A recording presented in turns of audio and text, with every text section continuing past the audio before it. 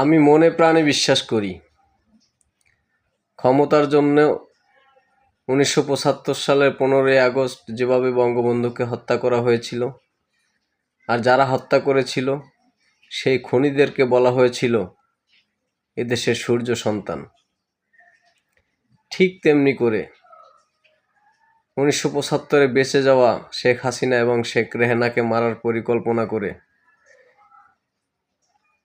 দুইজনকে মেরে ক্ষমতায় যাওয়ার জন্য 2024-এর জুলাই আগস্টে যারা পরিকল্পিত একটা মব সৃষ্টি করেছে, সন্ত্রাসী করেছে, জঙ্গি হামলা করেছে, আজ তাদেরকে বলা হয় সূর্য সন্তান।